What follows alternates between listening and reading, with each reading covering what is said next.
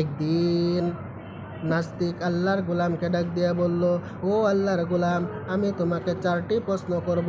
আমার 4টি প্রশ্নের জবাব দিতে পারলে আমি কলিমা পড়ে মুসলমান হয়ে যাব।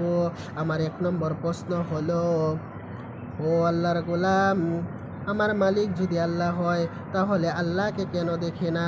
আমার 2 নম্বর প্রশ্ন হলো, আল্লাহকে না দেখে কেন বিশ্বাস করার কথা বলা হয়? আমার 3 নম্বর প্রশ্ন হলো, জিন যদি আগুনের তৈরি হয়, আল্লাহ কাল কিয়ামতের দিন জিনকে আগুনের দ্বারা কিভাবে জ্বালাবে? আমার 4 নম্বর প্রশ্ন হলো, সব যদি আল্লাহর ইচ্ছাই হয় তাহলে কাল কিয়ামতের দিন মানুষ কেন তার কৃতজ্ঞতার ফল ভোগ করবে? আল্লাহর গোলাম সুস্থির মাথায় চিন্তা করে মাটির দিকে তাকায়া মাটির একটা ডিল নিয়ে নাস্তিকের মাথায় ছুঁড়ে মারলো। নাস্তিকের মাথা ফেটে রক্ত বাইর হলো, ব্যথা পেল, আর নাস্তিক আদালতে বিচার দায়ের করলো। আল্লাহর গোলামকে ডাকা হলো, ও আল্লাহর গোলাম, আপনি নাস্তিকের 4টি প্রশ্নের জবাব না দিয়ে আপনি মাটির ডিল কেন মাথায় ছুঁড়ে মারলেন? আল্লাহর গোলাম বলল, আমি তার 4টি প্রশ্নের জবাব দিয়েছি। তুমি কিভাবে 4টি প্রশ্নের জবাব দিলা? 1 নম্বর তার প্রশ্ন ছিল, আমার মালিক যদি আল্লাহ হয় তাহলে কেন দেখি না? সে যে ব্যথা পেয়েছে, ব্যথা তো আমরা দেখি না, তাহলে আমার মালিক আল্লাহ অস্তিত্ব আছে, তাকে দেখা যায় না। তার 2 নম্বর প্রশ্ন হলো, আল্লাহকে না দেখে কেন বিশ্বাস করার কথা বলা হয়? সে যে ব্যথা পেয়েছে, ব্যথা কোথায় পেয়েছো?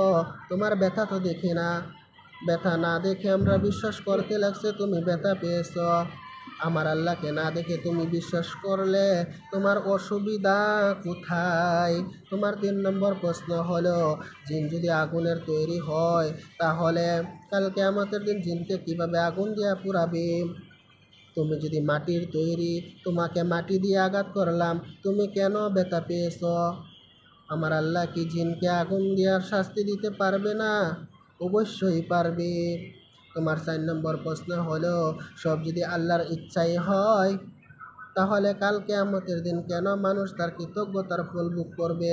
আমি যে তোমার মাথায় মাটির ডিল ছুঁড়ে মারলাম, এটাও তো আল্লাহর ইচ্ছাই হয়েছে। তাহলে তুমি আদালতে কেন বিচার দায়ের করছো?